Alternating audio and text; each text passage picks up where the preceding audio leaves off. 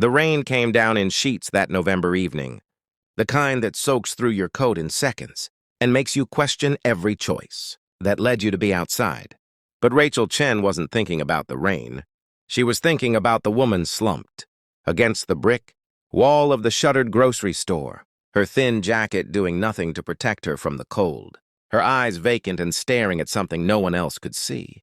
Rachel had walked this route home from the hospital for 3 years. 3 years of double shifts, of holding hands with dying patients, of wiping tears from grateful families. 3 years of passing this very corner, seeing different faces in the same desperate situation, and telling herself she couldn't help everyone. She had her own problems. Student loans that made her stomach twist when she checked her balance. A mother in Ohio who needed help with medical bills. A studio apartment that cost more than it should and barely had room for her secondhand furniture. But something stopped her that night. Maybe it was the way the woman's hand trembled as she clutched a soaked cardboard sign. Maybe it was the exhaustion in Rachel's own bones that made her recognize a kindred spirit, someone who had been fighting too long with too little. Or maybe it was the simple fact that the woman reminded her of someone, though Rachel couldn't quite place who. "Ma'am?" Rachel heard herself say, her voice barely audible over the drumming rain. "Are you okay?" The woman's eyes lifted slowly, as if the effort required more energy than she had. They were green, startling against her weathered face, and for just a moment, they held something Rachel recognized from her work in the ICU. Resignation. The look of someone who had already let go. "I'm fine," the woman said automatically, though her chattering teeth betrayed her. "You should get out of this rain." Rachel could have walked away then. Should have, probably. She had an early shift tomorrow and her scrubs were already soaked through. But instead, she found herself sitting down on the cold, wet concrete beside the woman, ignoring the shock of icy water seeping through her pants. "I'm Rachel," she said, extending her hand. The woman stared at it for a long moment, as if she'd forgotten this kind of gesture existed in the world.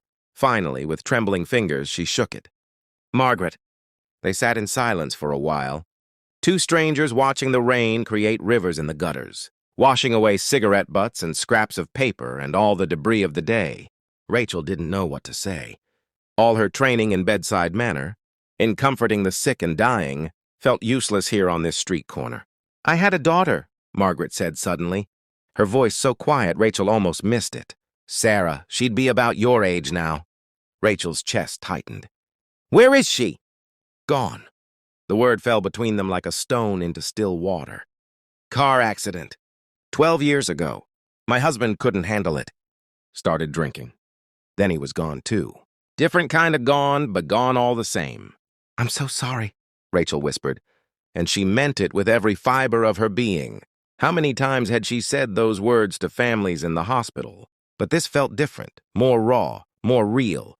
"Lost my job," Margaret continued, as if now that she'd started talking, she couldn't stop.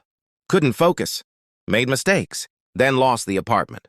Stayed with friends until I'd worn out my welcome. And here I am." She laughed, but it was a broken sound. "Funny how fast you can fall. Everyone thinks they're safe until they're not." Rachel thought about her own life balanced on a knife's edge. One major illness, one accident, one disaster. And she could be exactly where Margaret was. The thought terrified her. But more than that, it moved something inside her, shifted something fundamental in how she saw the world. "Come on," Rachel said, standing up and extending her hand again. "You can't stay out here." "Not tonight." Margaret's eyes widened. "I don't need charity." "It's not charity. It's humanity." Rachel kept her hand extended, steady despite the rain and the cold. "Please." Something in Rachel's face must have convinced her, because Margaret took her hand and let herself be pulled to her feet. They walked the 6 blocks to Rachel's building in silence, Margaret leaning heavily on Rachel's arm, both of them drenched and shivering. The studio apartment had never felt smaller than when Rachel unlocked the door and led Margaret inside. But she grabbed clean towels from her tiny bathroom, made hot tea with hands that shook from cold and something else, something bigger than herself. "You can take a shower," Rachel said, pointing to the bathroom. "I'll find you some dry clothes." While Margaret was in the bathroom, Rachel stood in her kitchen, staring at her reflection in the dark window. What was she doing? She didn't know this woman. But then again, what did that matter? When had knowing someone become a prerequisite for kindness? Margaret emerged 20 minutes later, transformed by warmth and cleanliness, but still carrying that weight of sorrow in her eyes. Rachel had set out her most comfortable clothes, made soup from a can, laid out every blanket she owned on the couch. They ate in companionable silence.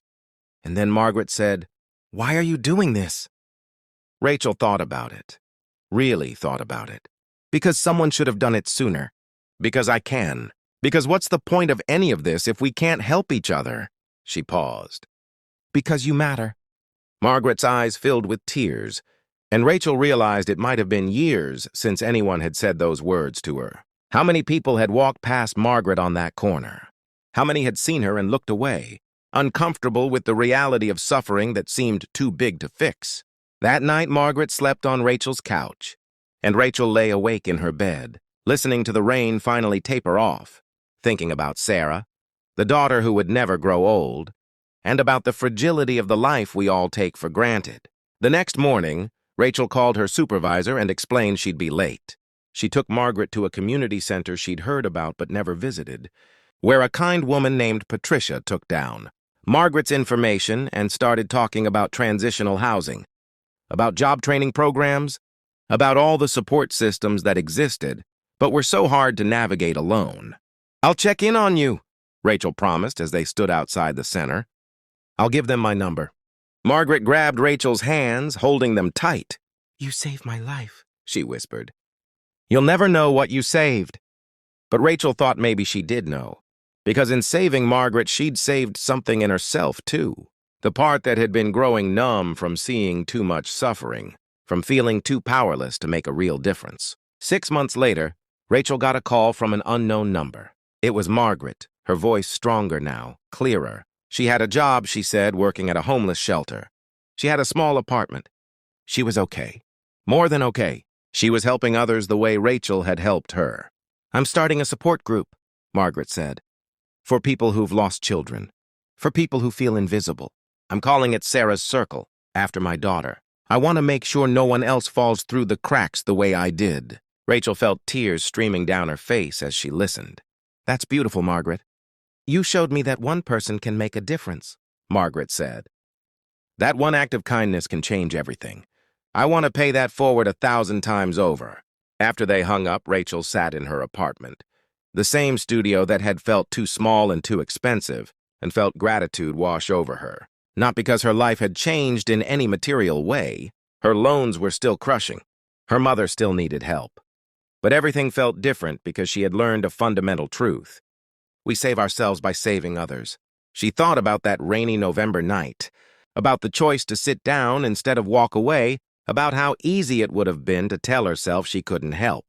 And she thought about all the Margarets in the world, waiting on corners, invisible to people too busy or too scared or too convinced that one person can't make a difference. But one person can. One person always can. It starts with seeing someone, really seeing them, with recognizing their humanity as equal to your own, with understanding that the line between having and having nothing is thinner than we like to pretend, and that we're all just trying to survive this difficult, beautiful, heartbreaking world. Rachel picked up her phone and texted her hospital coworker, the one who'd been talking about volunteer work.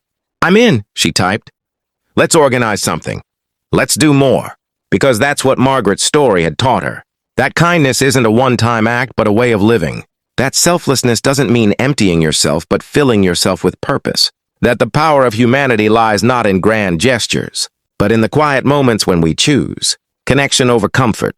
Compassion over indifference. Outside her window, the city continued its relentless pace. Millions of people rushing through their days, past countless corners where countless people waited to be seen.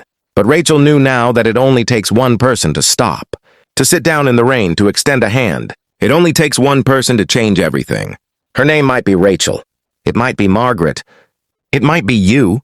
But whoever she is, she has the power to remind us all that we're not alone, that we matter, and that sometimes the greatest act of courage is simply choosing to care.